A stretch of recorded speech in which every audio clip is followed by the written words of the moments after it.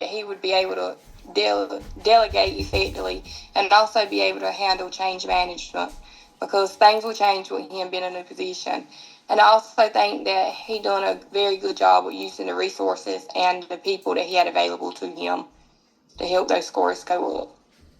Yes, definitely. Just to bounce off of that, he demonstrated very strong leadership despite his lack of expertise by him collaborating with experts in the field. His transparency, and his enterprising engagement was very apparent. With the meeting, he came very humble, like, hey, I'm not the expert in everything, so I need to reach out to the experts. So he definitely, his transparency and data driven decisions was, a very good plus. Okay. And just to add to what you guys said, I also thought that he handled the situation well. He was very receptive to the feedback from his staff. He engaged them in the conversations to basically allow them to help with the change process. And so I felt like he definitely demonstrated the competency of change management because he was able to, take on the leadership role and handle the change that was needed to move the school forward. Yes. Great. Okay. The next question: what more could be done to help the reading scores in this school? Anyone want to start? Yeah, I could. Oh, Go ahead. no, it's okay. What I was gonna. No, you can go ahead and say. Oh, okay. What I was gonna say is that he could do some like targeted interventions with more, small group instruction, use online resources and increase parent engagement. Parent engagement and reading kind of go hand in hand, like, make it a school culture, a school wide initiative and get parents on board. We read at school, we read at home. All right. Since you spoke on the parent engagement, I have a note that I wrote down. And so while working on the app, so and trying to identify our school's most pressing need and find solutions, one of the things that I found in research was that increasing or building the social emotional piece for students Mm-hmm. as well as their parents could help with increasing scores. And so again, the research that I found supported that. And so one of the things that I wrote down was a parent night. Basically, he could possibly invite the parents in, share with them resources and tools that they could use at home with the kids. And so with the parents and the school working together, it could possibly help, increase the scores. Yes. And I also thought about the intervention and also targeting, looking at the standards that need the most work or is the lowest, and also looking at subgroups, like maybe like English language learners, and looking to see what more could help them and maybe putting it in the action plan. Because I know when we created, or in the app, so when we created the APSA plan, we also talked about those subgroups throughout the school. We talked about our EC kids and our EOL kids.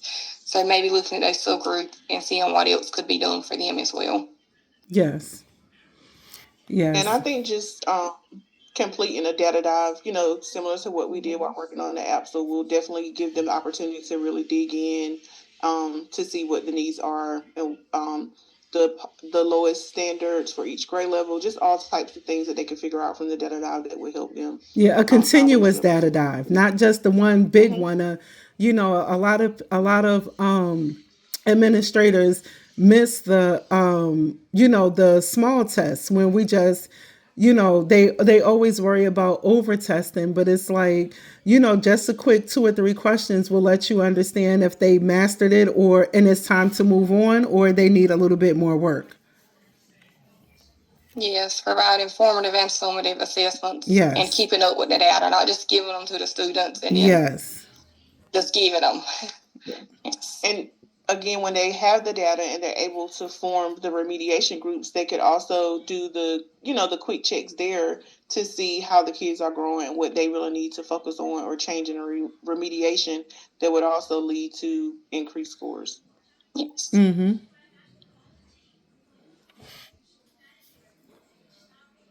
One of the things that I found was the North Carolina statute 115C-288. And basically, it discusses the powers and duties of principals. And of this statute, C focuses on the improvement of instruction and community spirit.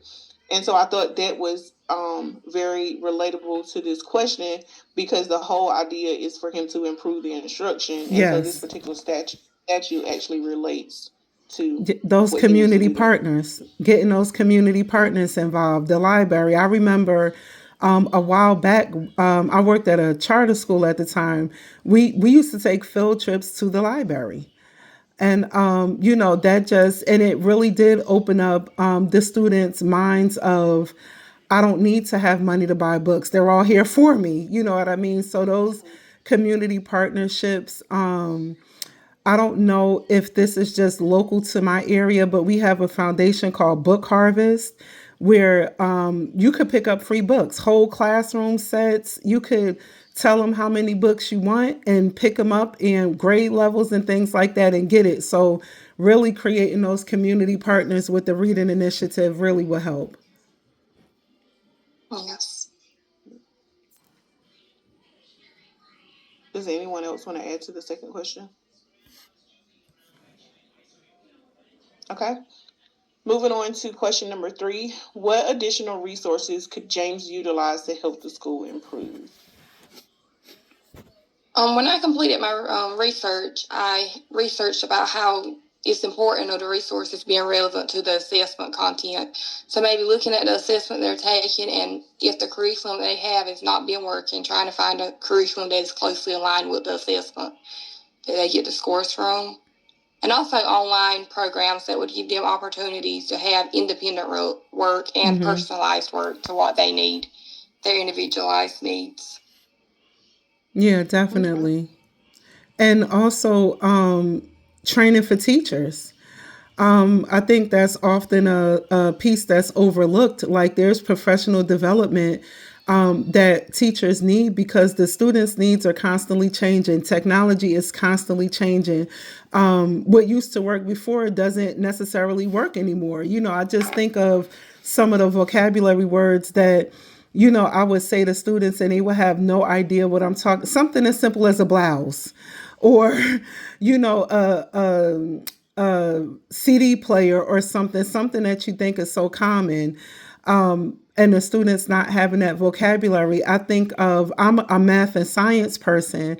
And when I was looking at this case study, I said, oh Lord, what if I ever have to teach ELA? I would teach anything that you give me, but I'm going to need some help. So, I really think that professional development and, just to get those research-based teaching strategies really would also help improve, especially long term. Yeah. And so I also wrote down professional development, because again, I feel like many teachers need the continuous professional development to improve their instructional strategies. And once their instructional strategies are improved, then they're able to get better outcomes from their students. And so when I was working on the app, so one of the things that I included in my action plan was the professional development piece, because again, I feel like it's important. And when I was answering this question, I found that the North Carolina State Board of Education has adopted a Ford Standards for Professional Learning piece. And so basically it provides standards that help guide educators to develop the skills and knowledge that they need to help students to be to grow, or to grow academically. And so again, I thought the professional development piece was very important. In my school, we're supposed to have monthly professional development. However, some months it's hit or miss. But my administrator does try to provide some type of PD for all content areas, so that we can meet the needs of the kids. That's good. One of the things, I don't know if you all are familiar with the Durham County budget crisis. So it was a little bit of a scandal with the CFO and the superintendent and the budget is like in a $7 million deficit and, things like that. So currently we don't have any money for professional development. It's literally my instructional learning team. We read books and try to do our best to, keep the staff focused and abreast to like what's going on. That's why I'm kind of, thankful for these assignments because it kind of forces me into research. Yeah. And when I was completing my app, so our most pressing need was I focused on the elementary side. And when I was doing research, I learned that a lot of the gaps in testing is because the students don't have that basic reading skills, so they're not able to comprehend. So maybe a resource that would look to see if they're actually able to read, if they have those decoding skills and blending skills to actually read words to comprehend what they're reading. And so when I was working on the app, I identified my school's most pressing need as math. However, from the research and doing the data dives and different things, I found that reading and not having the foundational reading skills actually impacts their ability to grow in math. And I found that very interesting because sometimes you don't really think of it that way. And so, yeah, the research that I found, a lot of it led back to not having the foundational reading skills, which hindered them from being able to complete simple math word problems and things of that sort. Yes, those comprehension skills.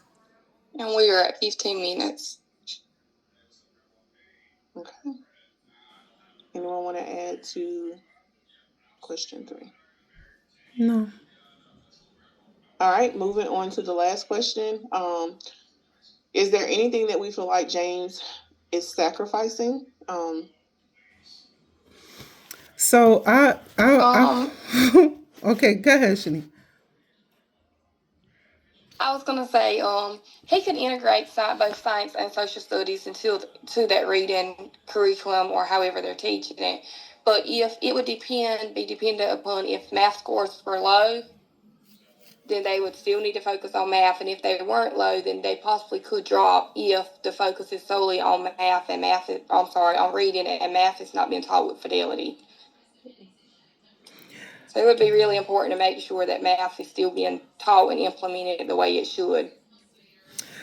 I agree. Because my thought is, although reading is the emphasis, if you place all the emphasis on reading, then you kind of create an imbalance within the school.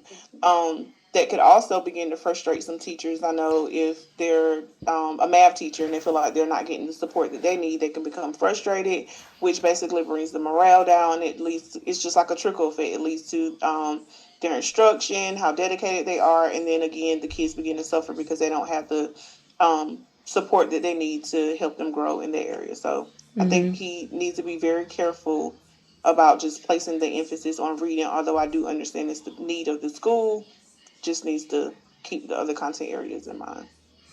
Yeah, I definitely agree. And that's what we're currently going through in my district, where there was so much emphasis placed on reading. Like you, my pressing need is math as well. But it's not just like at my school. It's like across the board, eighth grade math is just not doing well right now. And it is because district wide the students were doing so bad in reading that there was this big push in reading and math got left behind. So now it's like a big push in math, and I'm like, it needs to be some type of balance where we just push all subjects, like, integrate all subjects, especially trying to recover from, the pandemic. Teachers get very overwhelmed when there's too much emphasis placed on one subject. And there's also chances that extracurricular activities suffer because so much of the money is always focused on going into those reading programs and what we can do about reading. And so it's really important to find the balance. My school just recently did a data dive on using the science benchmark scores. And so we were able to identify a lot of kids that were not proficient in science for various reasons. And so with that data, we're placing some supports in place for them to have science remediation. And so I said that to say, although we know that students really need the math remediation, we're also willing to give those students that need that science remediation support so they're successful on the EOG. Yes, definitely. Definitely. We have something similar like a after school program in which we've through our data meetings and things like that, we've placed students in math, science, or reading according to what their benchmark scores were. So I was thankful that even though our math scores is suffering right now, I'm thankful that we call it Acceleration Academy, that is for those three subjects as opposed to just the one math or the one reading like it was in the past. Yeah. We also have something in place for our Math 1 students. We oftentimes think of them as being here, when in all actuality, sometimes they drop the ball as well and need support. Yeah. So we just recently started that maybe like a week ago to kind of help them in Math 1 as well. Yes. I think it's important for him to just remember the other content areas. Yes. Yes. I agree as well, because being an elementary school, we mainly the focus is on reading. So I think sometimes the students suffer when they don't get that science and social studies and even math, because when they get to the tested areas or grade levels, they're going to expect to know that stuff that they should have learned in lower elementary. Yeah.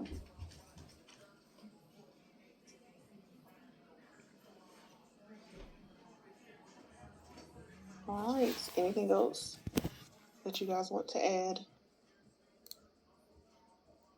All right. So in closing, just some words of encouragement to each other. Did I skip a question? No. Yes. Share encouraging words to each other. We got this. Don't give up. I know it's a lot, but as Dr. Regis and Dr. Stedman has shared with us, if we made it this far, we can make it to the end. Yes. For sure. I agree. Yes. One of the things that has really helped me is that I got a calendar, like a regular old fashioned write some stuff down calendar, and I just have it open on my desk with I went to the grades page. I put down the due dates. I went because that last assignment that was due on Friday, I was stressed. And so I went to the grades page. I wrote everything down. I went to the calendar. I wrote everything down and just looked at all of the assignments. I asked my questions and things like that. And I feel like that I'm feeling a little bit better now because I'm able to navigate Blackboard a little bit, because this was my first experience with Blackboard. So it just seemed like it was so much information. I didn't have an idea of what I was supposed to be focused on. So I feel like I got a good handle on that. And, we do have it. And if you see any tips or tricks or whatever, let's just go on and put it in a group chat. And I can also, I was telling my principal today when I was talking to him, and all the things that I questioned before I started the program, like, why are we doing this? It seems like a waste of time.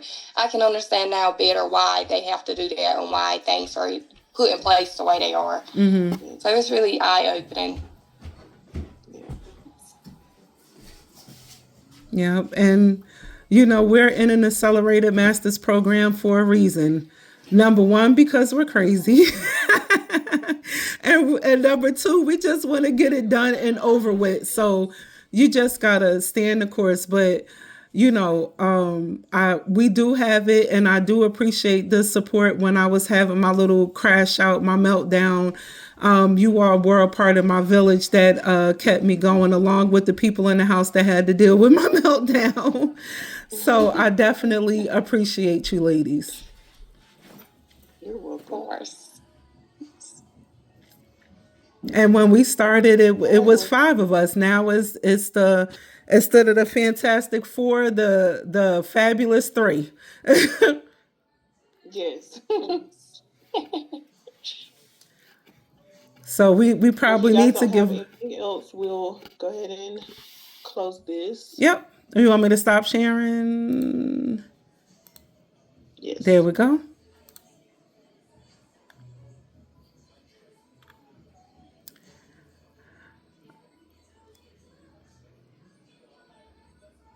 Is it still being recorded? I think it stops when we leave.